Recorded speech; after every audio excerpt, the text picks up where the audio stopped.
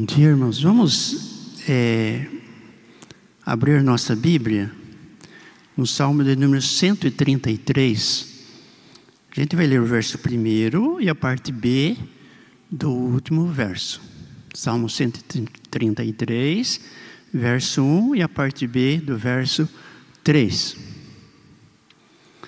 Que diz assim, ó, como é bom e agradável viverem unidos os irmãos. Parte B do verso 3.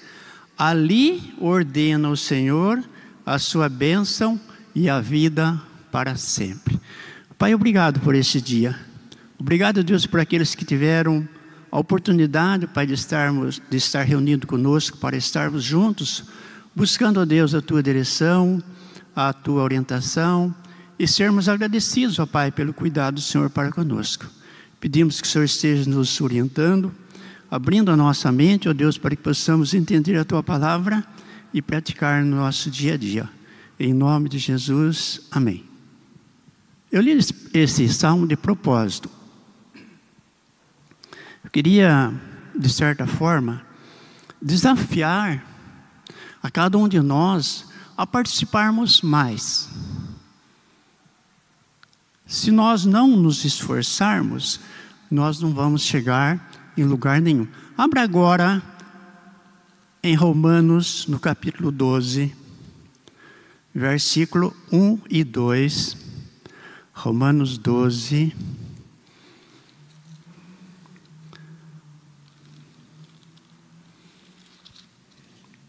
Rogo-vos, pois, irmãos, pelas misericórdias de Deus, que apresenteis o vosso corpo por sacrifício vivo, santo e agradável a Deus, que é o vosso culto racional. E não vos conformeis com este século, mas transformai-vos pela renovação da vossa mente, para que experimenteis qual seja a boa, agradável e perfeita vontade de Deus. Apresenteis os vossos corpos por sacrifício vivo, santo e agradável a Deus. O que eu quero dizer com isso? Que nada nós conseguimos sem esforço, sem sacrifício. Nada. Nada. Nem levantar com esse frio, imagina levantar com esse frio se não fizer um pouco de empenho. É impossível. Então, era só um desafio para que a gente pudesse estar pensando nisso e esforçando um pouquinho mais para sermos mais frequentes. Eu às vezes falto, procurar não faltar. É importante isso, é o que o Salmo nos diz. A lição de hoje diz o seguinte, começa com seu título, lição de número 12. Confiança no caráter de Deus. Mais um desafio. Hoje vamos ter muitos desafios. Se você fosse convidado a fazer uma redação em cima desse título, confiança no caráter de Deus. Imagine. Para alguns talvez seja muito difícil.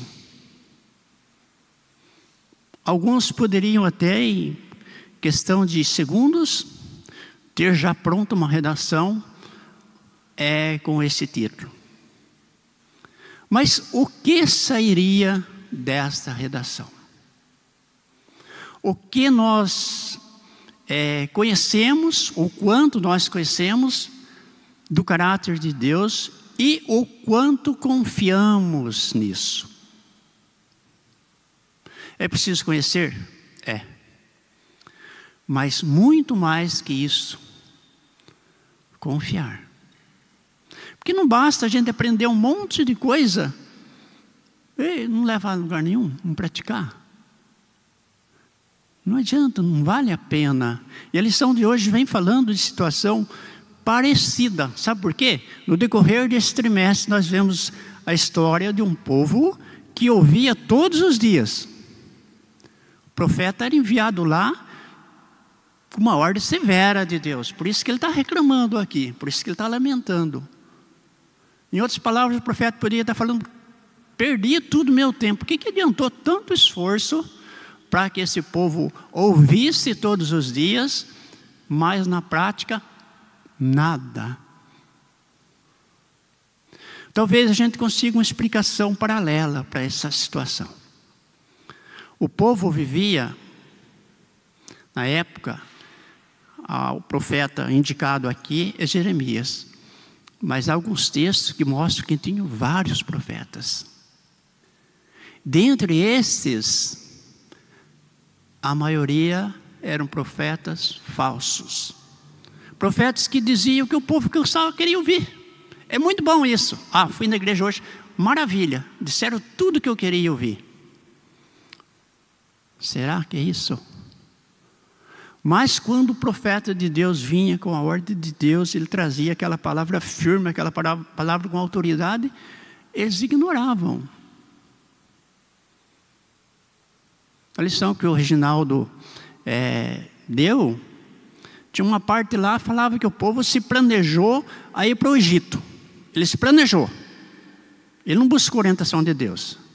Depois que estava tudo planejado, tudo certinho, vamos deixar mais volumosa a coisa. A bagagem tudo pronta. Ele falou, vamos consultar o profeta? Vamos ver o que ele vai dizer? Consultaram. O que ele disse? Era para não ir. O que eles falaram? Esse cara está mentindo. É mentira dele. Deus não falou nada. Nós vamos do mesmo jeito. Errado, né? Claro.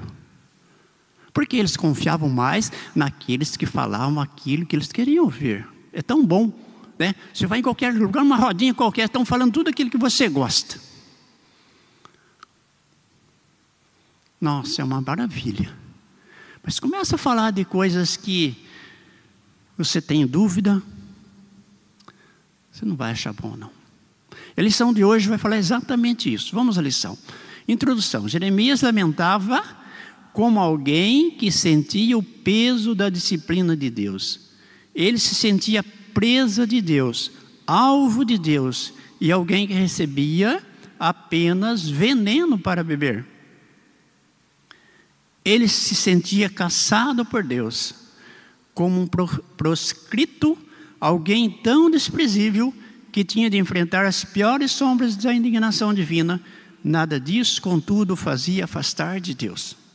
O profeta sabia que, a despeito de suas sensações, a verdade é que o Senhor continuava sendo Deus.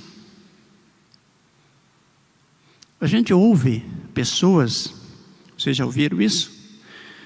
Que falam com tanta emoção, com tanta alegria, que ele fez um teste com Deus. Deus, se realmente você existe, cura a minha família, faz isso, um milagre na minha vida. E Deus fez. Agora eu creio em Deus. A situação nossa e do profeta era diferente disso.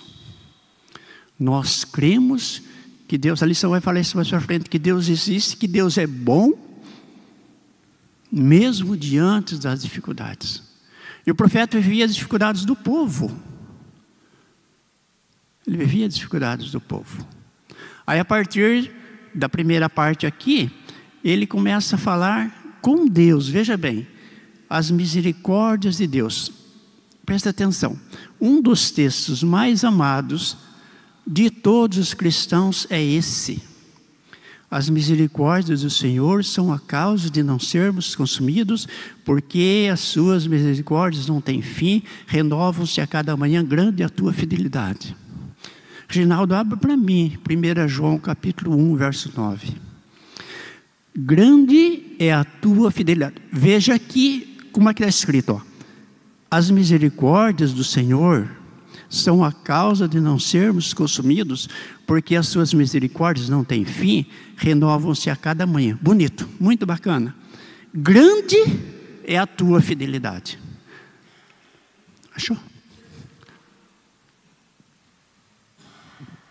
Se confessarmos os nossos pecados, Ele é fiel e justo para nos perdoar os pecados e nos purificar de toda injustiça. Grande a fidelidade de Deus.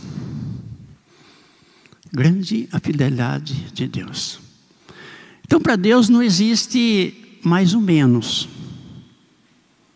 Para Deus não existe o quase, ou é ou não é. Grande é a fidelidade de Deus.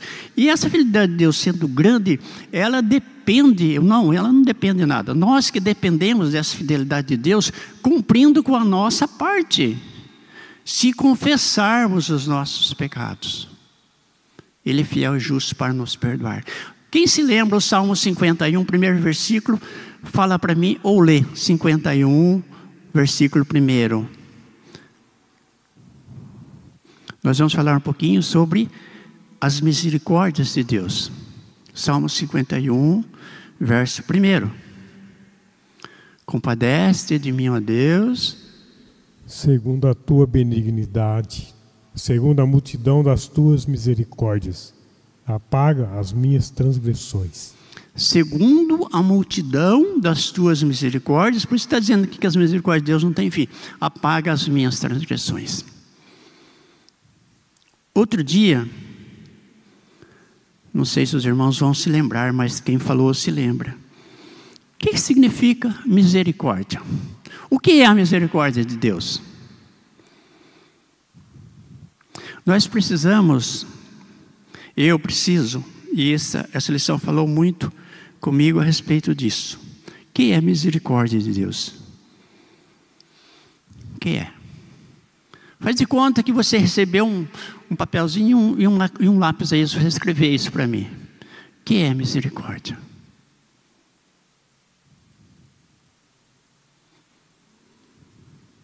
Muitas vezes eu li nós lemos Romanos 12, que fala que nós devemos apresentar um culto a Deus em sacrifício vivo, santo e agradável, que é um culto racional. Então, esse texto está falando para mim de razão e emoção. A emoção é boa, desde que a razão esteja à frente, esteja falando mais alto que a emoção. Se eu sentir uma emoção com razão, ótimo. Mas do contrário, errado. Deixa eu abrir um parênteses aqui. Um dia eu vi uma fala que dizia o seguinte: o que está, ou que parte, ou que está na emoção, está dentro do nosso coração. Por quê? Porque um dia eu posso estar triste, um dia eu posso estar mais ou menos, como a gente costuma dizer, outro dia eu posso estar muito bem, 100%. Já a razão, ela não muda. O que eu sei de Deus, eu sei de Deus. E essa pessoa colocava da seguinte maneira: você pode estar triste, 2 mais 2 é 4. Você pode estar feliz ao máximo, 2 mais 2 não é mais de 4, é 4 a mesma coisa. Já a emoção não. A emoção é diferente. Por isso nós temos que ter esse cuidado. Outra coisa que esse texto me ensina, que misericórdias de Deus aqui se definem na questão de perdão.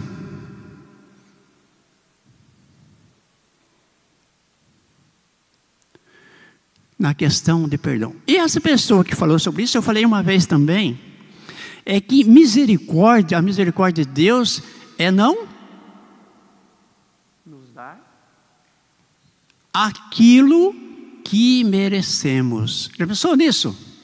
Por misericórdia, Ele não nos dá o que nós merecemos, ou seja, o castigo. Por isso que Ele fala que as misericórdias não têm fim, ou seja, é possível. Nós temos também o João lá 1,9, que fala que se confessarmos os nossos pecados, as misericórdias de Deus são maiores que os nossos pecados e capazes de nos perdoar e de nos limpar. Deus é justo. Agora, veja bem, eu falei também uma vez, essa mesma pessoa falou depois. Nós confundimos às vezes misericórdia com, não se lembra, né? Com graça. As misericórdias de Deus é não nos dar o que nós merecemos, e a graça de Deus é dar o que não merecemos. Veja bem, misericórdia não dar o que merecemos, que é o castigo, que é a punição, e ele estava dando em parte aqui, claro. Já a graça de Deus é dar o que nós não merecemos, que é a salvação em Cristo Jesus.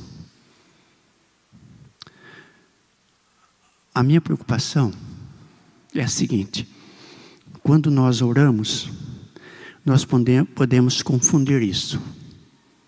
Mas se nós abrirmos em Romanos capítulo 8, verso 27, nós vamos ler o seguinte: e aquele que sonda os corações sabe qual é a mente do Espírito, porque segundo a vontade de Deus, Ele intercede pelos santos, porque nós não sabemos orar como convém. Mas é tempo de aprendermos isso. Ó Deus, tem misericórdia de mim, que eu estou passando uma dor. Será? Se a misericórdia está sendo relatada aqui como consequências de erros, consequências de afastamento de Deus, talvez apareça uma interrogação bem grande na sua cabeça: como está na minha? Eu preciso corrigir isso na minha vida. Dá tempo. Dá tempo de corrigir isso ainda. Misericórdia, vamos ficar com essa fala. As misericórdias de Deus é não dar a nós o que nós merecemos, que é o castigo, que é a condenação. Já a graça de Deus é nos dar aquilo que não merecemos, que é a salvação em Cristo Jesus. Grande é a tua fidelidade. Com essas palavras positivas, cheias de adoração, em meio a tantas declarações de dor e sofrimento, o profeta revela que não eram as circunstâncias, nem os seus temores íntimos, nem mesmo a maneira como ele via sendo tratado por Deus, que definiam o que ele cria a respeito do Senhor. Por isso que eu disse antes, na emoção, qualquer coisa nos derruba. Aquilo que o pastor falou, às vezes o problema é desse tamanhozinho. Quer dizer, mas você não percebeu que é desse tamanho, você não está percebendo, você não está conseguindo dar jeito naquilo. E ele fica grandalhão. A emoção da gente vai lá embaixo. E às vezes a gente, quando resolve uma situação dessa, a nossa emoção vai lá em cima. Mas o profeta está tratando aqui de razão.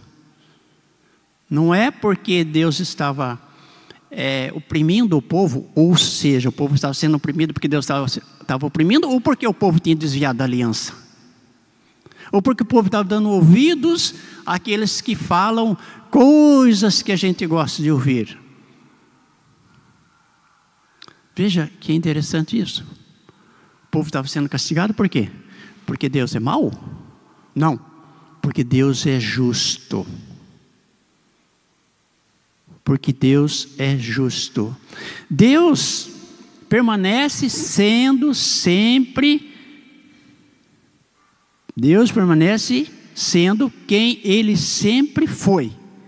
Um Deus de misericórdia infinita, que sempre revelou o seu caráter terno a Israel e em algum momento voltaria a mostrar o seu amor.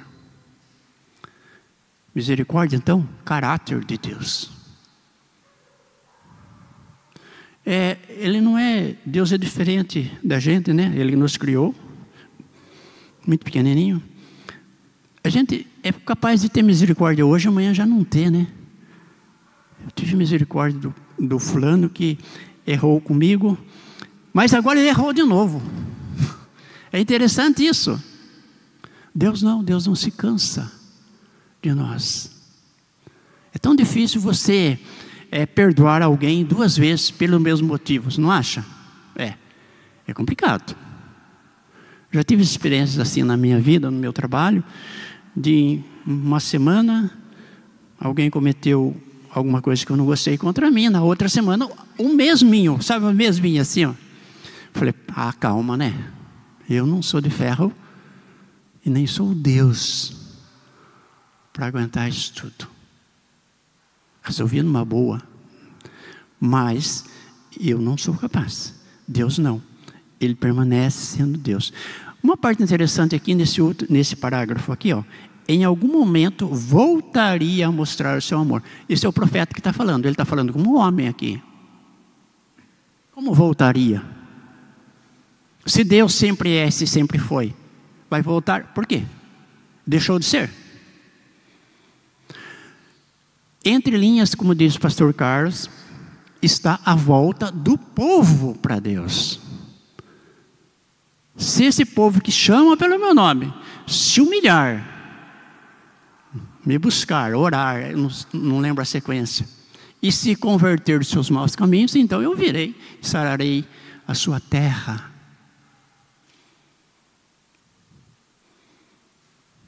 Então ele estava falando como homem. A misericórdia de Deus é fruto de sua aliança. Primeiro é o caráter de Deus. É fruto de sua aliança. Ele é fiel e jamais poderia deixar de cumprir sua promessa, da perspectiva humana. Talvez esse juízo de Deus tenha sido muito severo, além da medida, da perspectiva humana. Mas, ao destacar a misericórdia de Deus, Jeremias nos convida a olhar de cima para baixo, como Deus. Até agora eles vêm olhando como homem, na mesma medida, na mesma altura, nas mesmas dificuldades, nas mesmas necessidades, assim por diante. Agora não, começa a olhar de cima para baixo, você vai ver que Deus tinha razão de sobra. Deus tinha e tem razão de sobra para nos corrigir. Lá no final da lição vai citar um texto de Hebreus que fala assim, que não há pai que não corrija o filho a quem ama. Se vocês não estão sendo corrigidos, então vocês não são filhos. Vocês são bastardos. Está lá em Romanos 12, se não me engano, versos 5 e 6. Então, gente, tem um detalhe que diz: todo cuidado é pouco, e na nossa vida espiritual é mais que isso. Nós precisamos cada dia olhar para a palavra como um espelho. Sabe por quê? Porque nós temos um coração malvado. Com as nossas emoções, nós deixamos o nosso coração tomar atitudes que não foram racionais. E daí? E daí? O prejuízo é certo. Se Deus estava demonstrando misericórdia, mesmo com toda aquela situação, isso significa que a destruição deveria ter sido muito pior. A misericórdia de Deus é responsável por diminuir a punição devida a cada um. O povo havia violado a aliança, mas Deus, apesar de sua severa disciplina, que nós vamos ler lá na frente, manteve de pé, o que? A sua misericórdia, apontando para onde? Para frente, para a existência continuada do povo e para o cumprimento da aliança em Cristo. Quando Cristo morreu na cruz, lá pelas tantas, ele falou assim: está consumado. Está consumado, está tudo feito. Isso quer dizer o quê? Que a partir daí, é o que nós já dissemos ali atrás, depende de nós voltarmos para Deus. Se eu perceber, ou se a palavra falou, ou se alguém falou que o que eu estou fazendo não está correto, é tempo de voltar rapidinho. É tempo. Deus já fez a sua parte, dando-nos o Salvador. Pela sua misericórdia, em Jesus, Ele não nos dá aquilo que merecíamos, que era o castigo. Ele nos resgatou.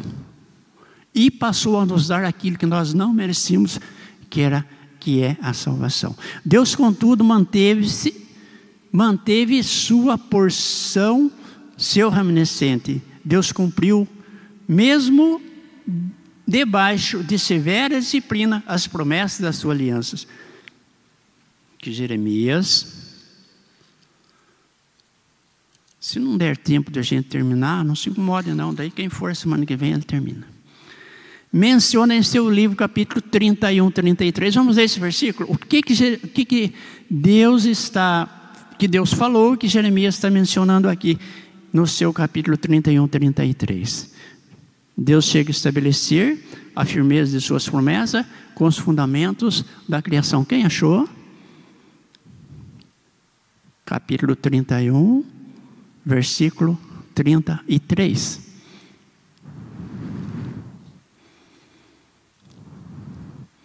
Eu tinha marcado aqui, mas chega na hora eu não dou conta de encontrar todos os textos. Reinaldo achou.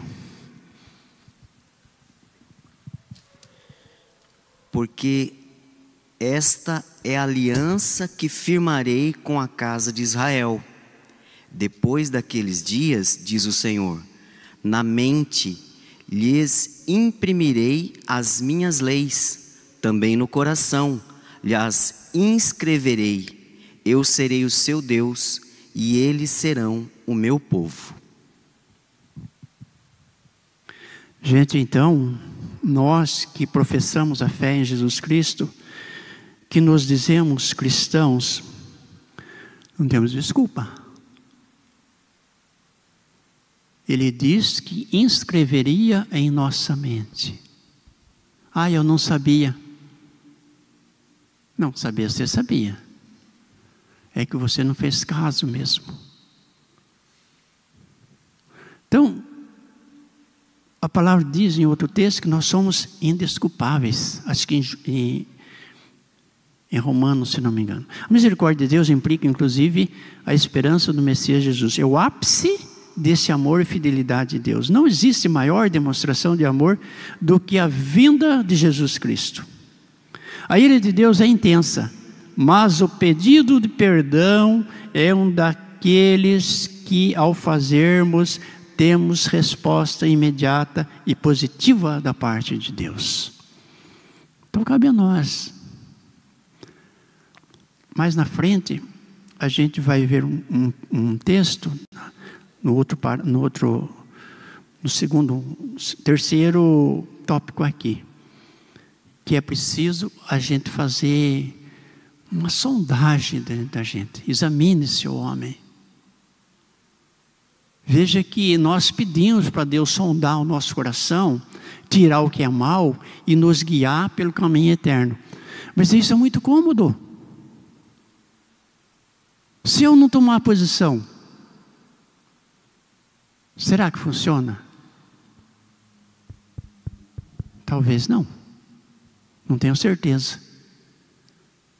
Sonda, ó Deus, Salmo 139. O Senhor conhece o meu coração. Vê se há em mim algum caminho mau e guia-me pelo caminho eterno. Bom, mas eu estou disposto a fazer isso? Ou quero ficar sentadinho no meu lugarzinho? Vivendo da mesma forma. É aqui que aquele povo vivia, que está descrito nessa lição. Eles sabiam.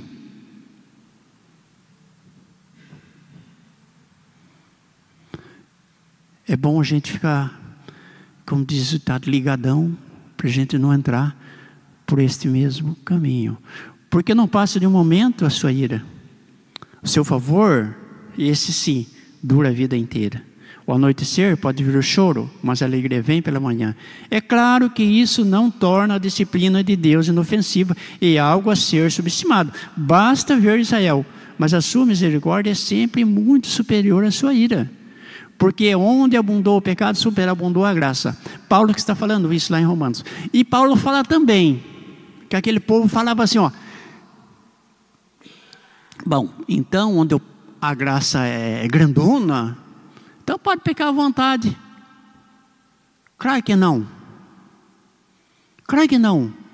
Ele escreveu, o texto que o Reginaldo leu na nossa mente, as suas leis. E a palavra de Deus diz, eu não marquei o texto, mas a alma que pecar, essa morrerá. Então pecou, está perdido, não tem jeito, mas tem. Pede perdão. Há tempo. E a lição está falando que isso acontece de forma rápida. Deus não está com os seus ouvidos. Eu estou meio surdo.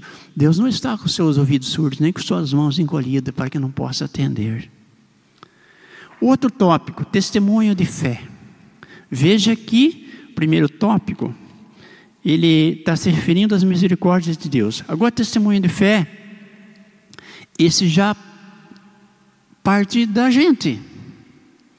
A segurança da alma cristã está no Senhor e em mais nada. Ele cita uma série de coisas aqui que são boas nas nossas vidas. E importantes também, mas não pode ser a base da nossa fé. Vamos ver. A minha porção é o Senhor, diz a minha alma, portanto nele esperarei. Nossa garantia não está em plano de carreira, plano de saúde, aposentadoria, exercícios físicos, dieta balançada. Também não está baseada em família e boa educação. Nem mesmo na igreja e numa boa teologia. Fiquei um pouco confuso aqui nessa colocação. Essa última parte. Testemunho de fé não está baseado em nada disso, nem mesmo na igreja e numa boa teologia. Uma pessoa pode e deve usufruir de todas essas coisas boas, mas elas não constituem a alegria, a força e a segurança do crente. Somente em Jesus a nossa fé pode estar depositada. Então tudo que nós temos, que está nas nossas mãos, que Deus tem colocado em nossas mãos, se ela fazer parte da nossa vida espiritual, um pouco de cuidado aí é bom. Tem um ditado que fala que todo cuidado é pouco, eu já disse isso. Às vezes a gente pode achar que porque eu tenho um posto maior e eu posso mais. Não, misericórdia. Misericórdia. Jesus pode mostrar uma lição bastante complicada, né? Vamos chamar para nós. O que ele fez antes da sua morte, antes ali da ceia? O que ele fez? Ele tomou uma bacia d'água, cingiu-se com uma toalha e foi lavar os pés dos discípulos. Ele, o Senhor. E muitas vezes nós nos gabamos de que nós somos.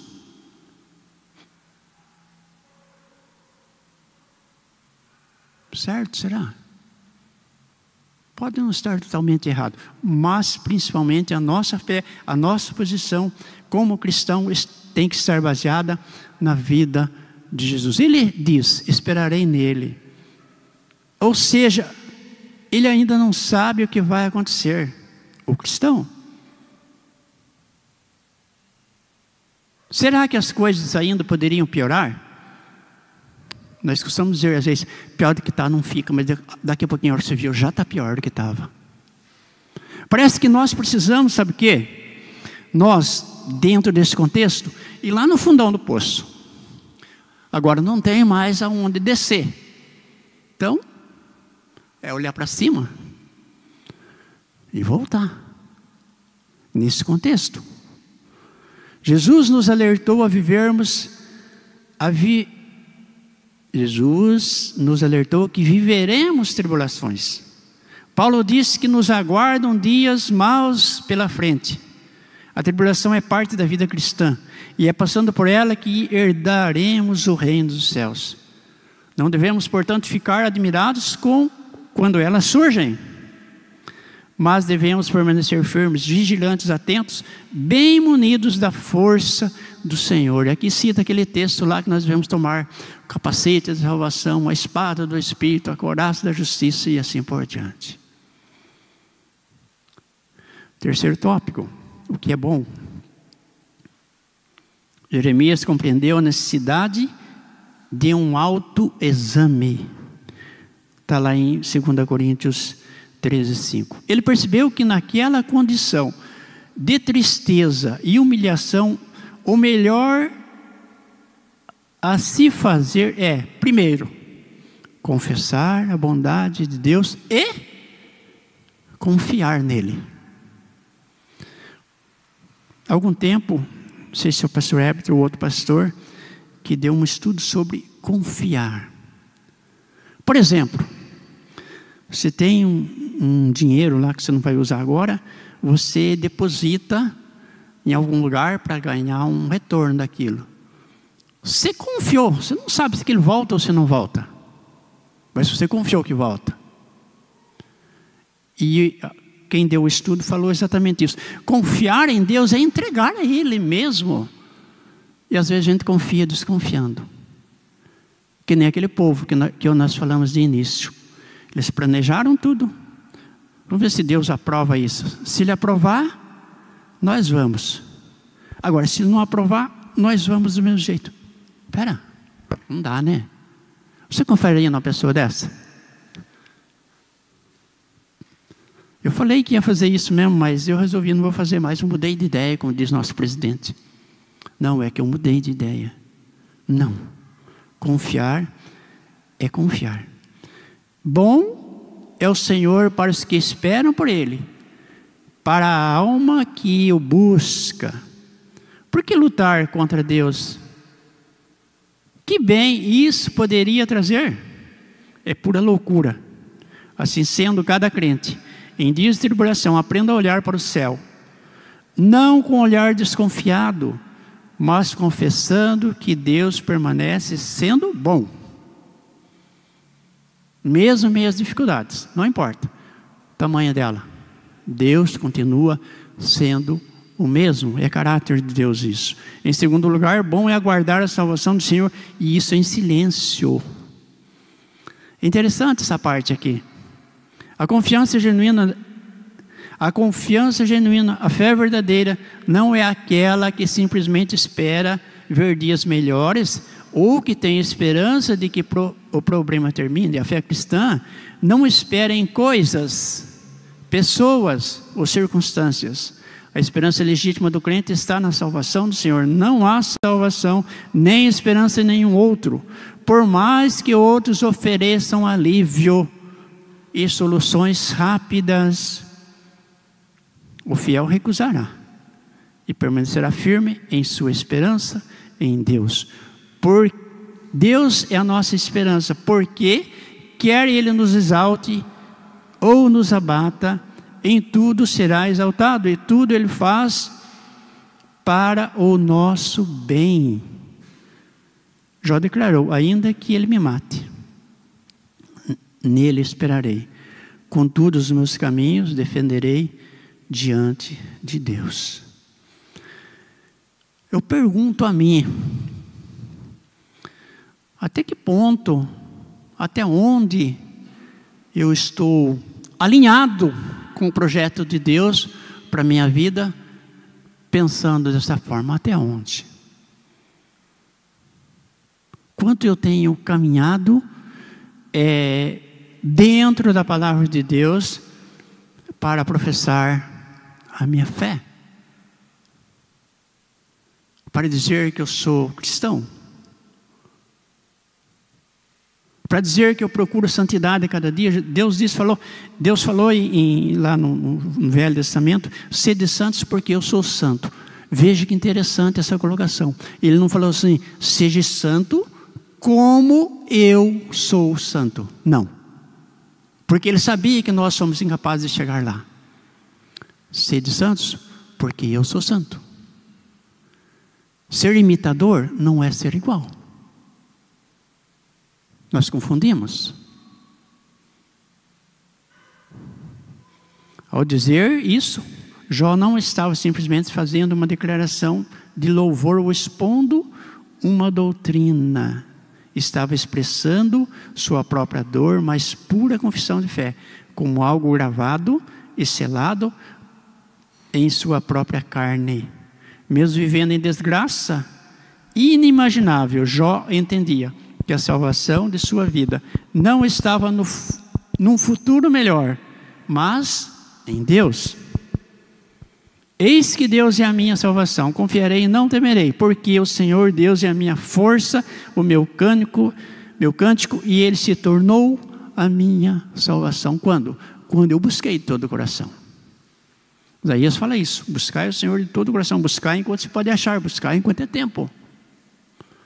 Hoje ainda há tempo de buscarmos, há tempo de tomarmos atitudes, de darmos novas metas. É bom quando a gente dá uma meta para a vida da gente, porque daí se a gente patinar no caminho não tem problema, né?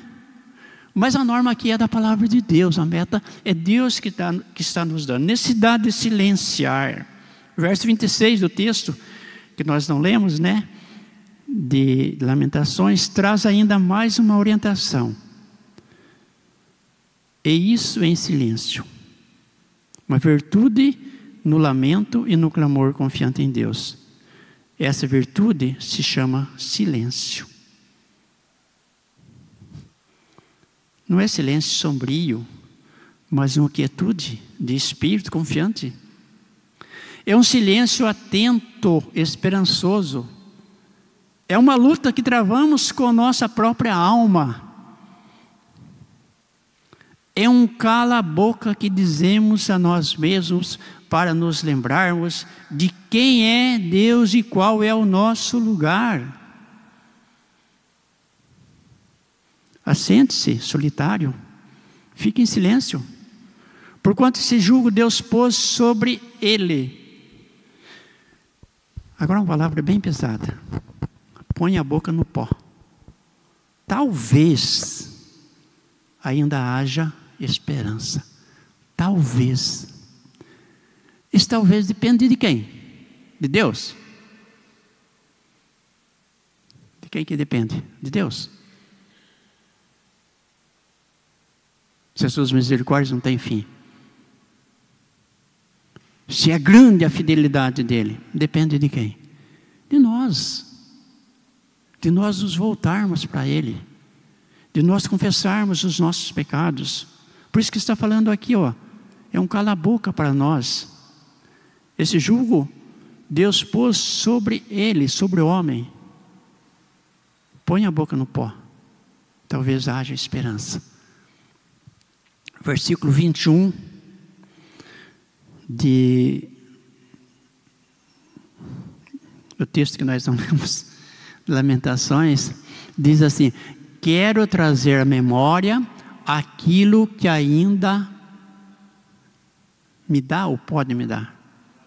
Pode me dar esperança. Pode.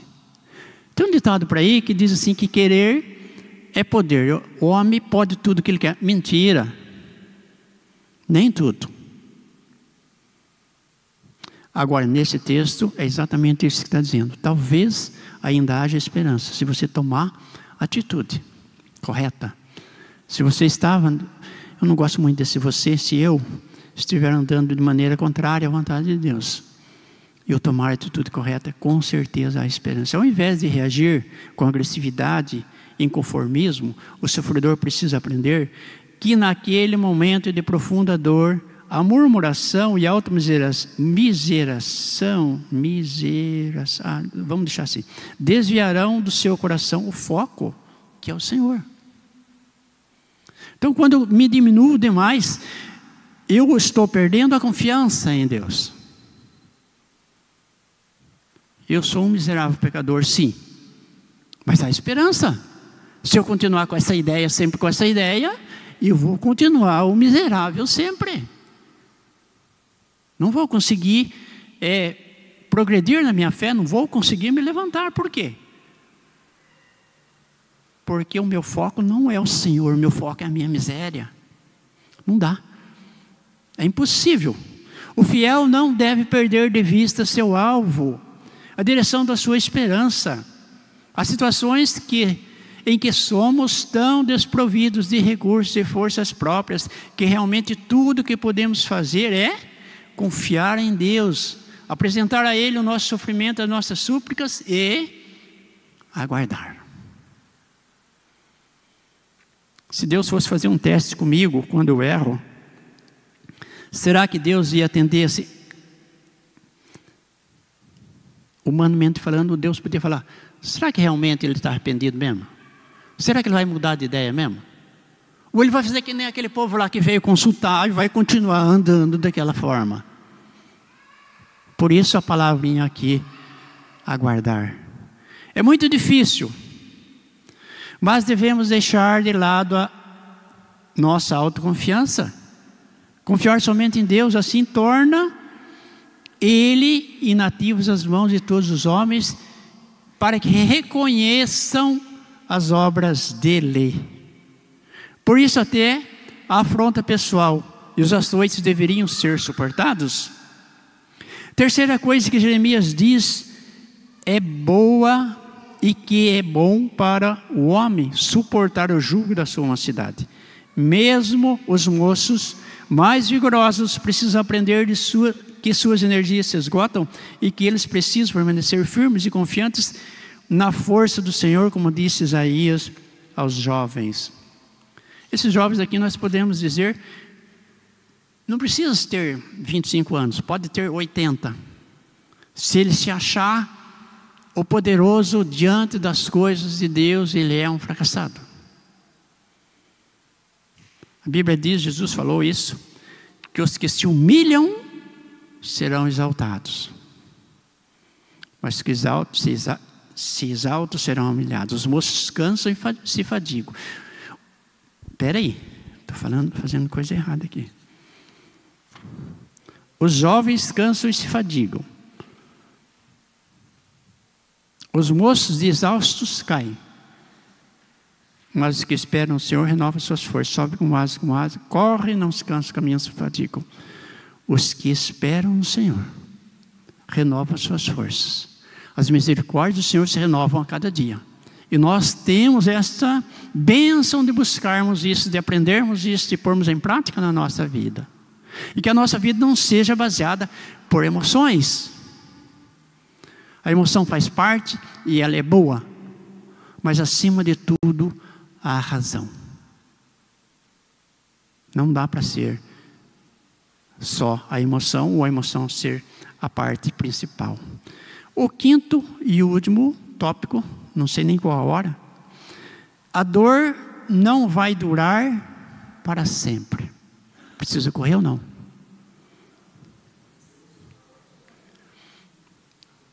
A dor não vai durar para sempre.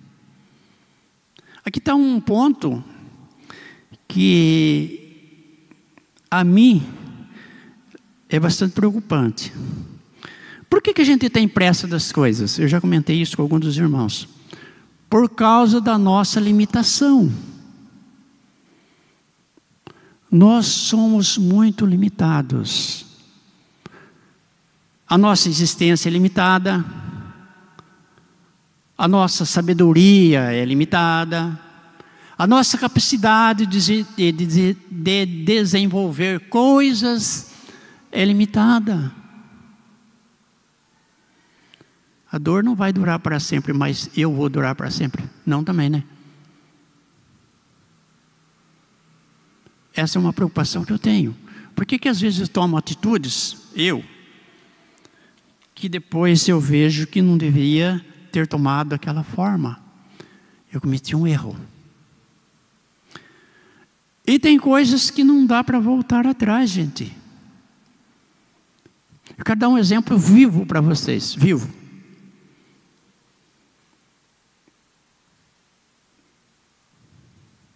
Estão vendo? Está faltando um pedaço aqui.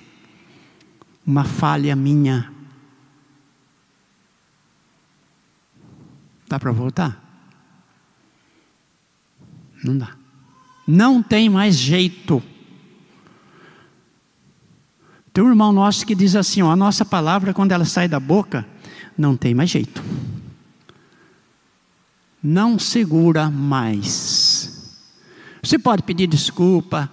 Você pode pagar um almoço lá no Braseiro para tentar resolver isso. Vamos lá, a gente conversa. Não resolve mais. O pecado é a mesma coisa nas nossas vidas, ela deixa marca. Quando Jesus ressuscitou, o que ele mostrou para os discípulos na hora que ele encontrou com eles? As marcas marcas do nosso pecado. Jesus chegou, encontrou um par dos discípulos, falou: olha as minhas mãos e olha também o meu lado.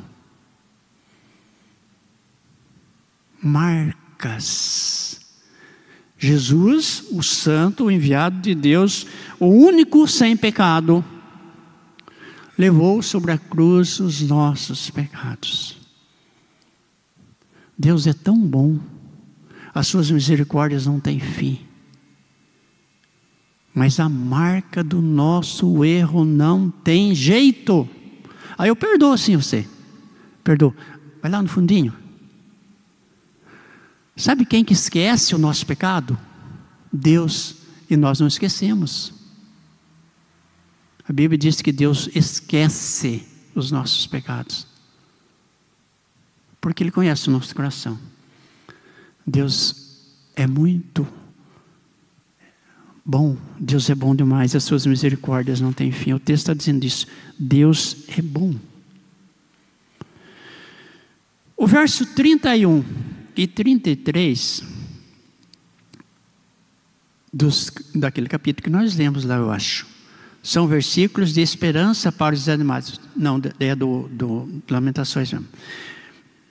Deus continua sendo bom e o seu amor não foi diminuído, mesmo tendo realizado sua disciplina. 3 verdades são ditas nesses versículos. Quando alguém é disciplinado, ele nunca é disciplinado para humilhar, para ser humilhado. Não. É para arrumar. É para melhorar.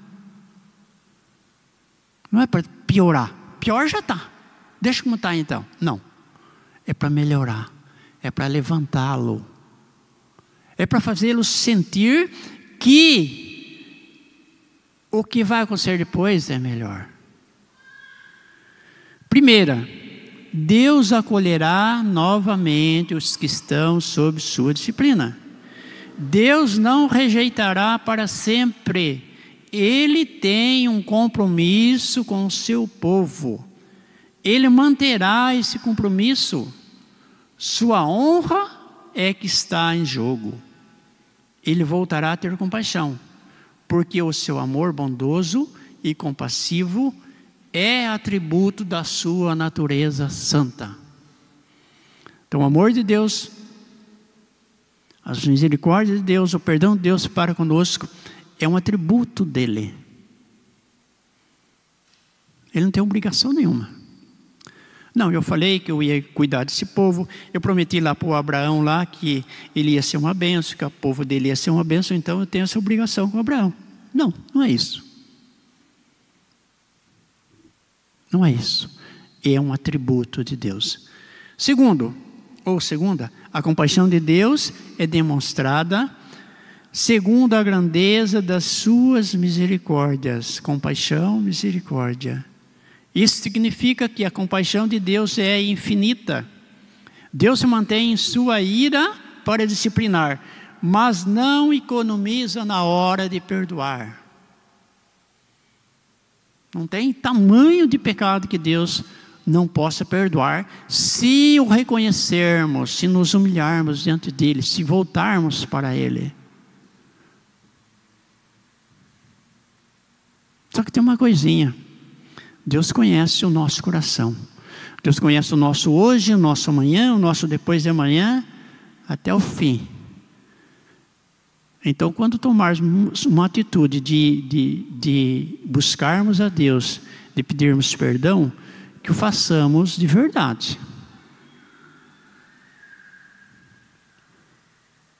É impossível crer em Deus só da boca para fora, porque Deus conhece o nosso coração.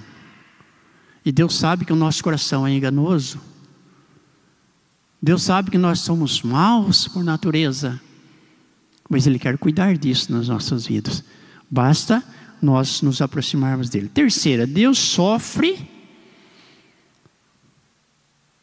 ao nos disciplinar, embora seja necessário. E Deus nunca se furtará de agir em plena santidade. Ele não faz isso de bom grado, ao nos infligir dor. Deus sempre nos conduz para uma vida plena de graça e retidão. Aqui está o versículo que eu disse, Hebreus 12, 6. Deus nos disciplina porque Ele nos ama. Nós que somos pais, quando nós precisamos disciplinar o nosso filho, nós fazemos com prazer? Não.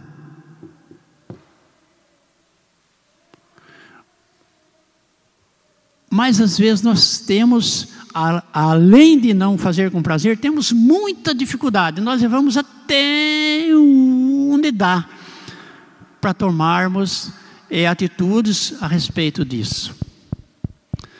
Vamos esperar mais um pouquinho. Quem sabe se as coisas se acertam. Não é isso que nós fazemos? E Deus, Ele é misericordioso e está dizendo aqui, nós cremos, nós sabemos que é assim, que Ele não tem prazer nisso. Tem um texto que fala que Deus não tem prazer na morte do ímpio. Não. Deus não tem prazer. Deus quer,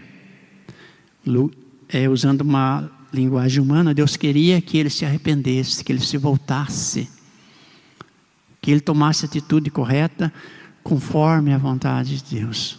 É isso que Deus quer. E é isso que Deus quer para mim e para você. Que possamos ser pessoas melhores.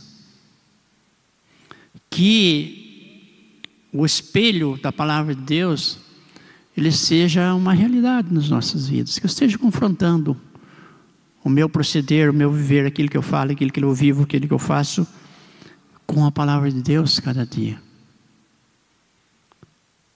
Que eu viva de razão e emoção, sim. Às vezes nós vamos numa reunião da igreja, por exemplo, sentimos tanta emoção, nós cantamos, nós choramos, nós levantamos as mãos, mas e a razão ficou aonde? Está junto? Se tiver, ótimo. Se tiver, ótimo, glória a Deus por isso. Se não estiver, misericórdia, como diz o presbítero Joaquim, misericórdia. Eu estou vivendo em pecado. Eu estou vivendo em pecado. Porque se a razão não estiver à frente, gente, quantas pessoas? Eu me lembrei de uma situação, o presbítero Pedro deve lembrar disso. Veio o Reginaldo era bem pequeno nessa época. Veio um pastor aqui de fora, essa igreja estava cheia. Sabe que essa igreja é cheia? E ele pregou. Lá pelas tantas, ele falou assim: com a minha experiência, está na hora de eu fazer, quem se lembra disso? Está na hora de eu fazer o apelo. Levantou um monte de crente e veio aqui na frente. Pessoas que nos visitavam vieram aqui na frente. Era um apelo. Gente, é emocionante isso. Para aceitar Jesus como Salvador. Um monte de crente veio na frente. Dentre esses crentes que continuam na igreja, aqueles que não eram cristãos vieram aquela única vez, nunca mais apareceram. Foram movidos por quê? Razão? Não. Emoção.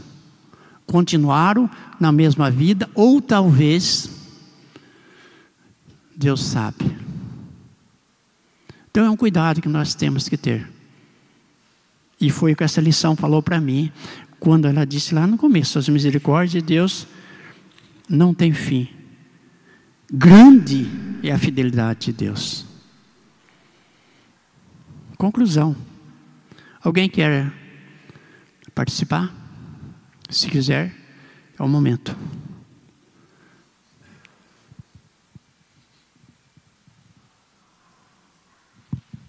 Só queria dar uma palavrinha, Obed, que essa lição deixou bastante claro para nós que a nossa esperança, a nossa fé, a paz, isso não está relacionado a coisas, ou a circunstâncias, ou a situação.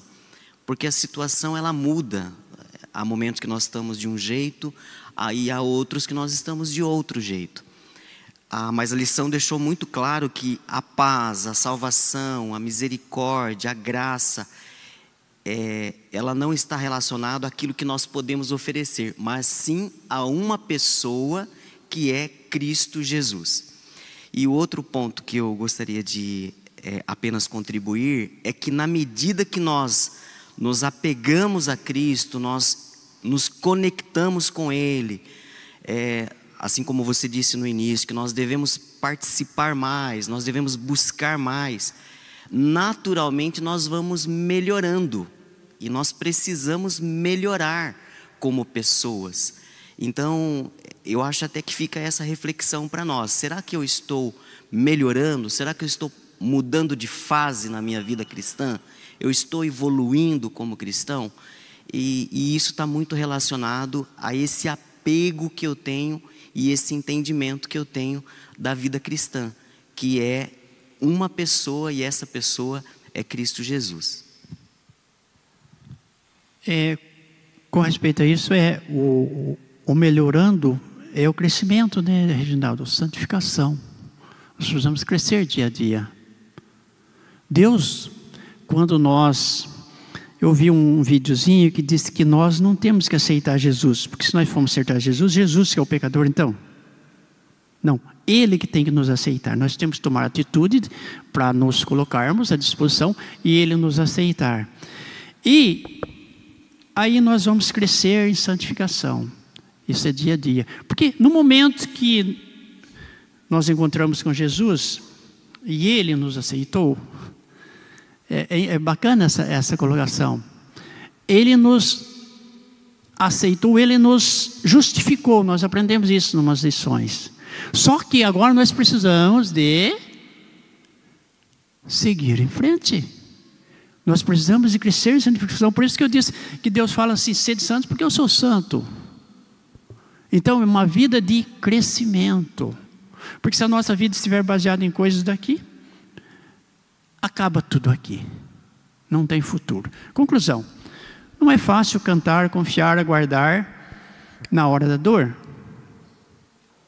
Mas a vida tornará muito mais difícil se permitirmos que o desespero se apodere de nós.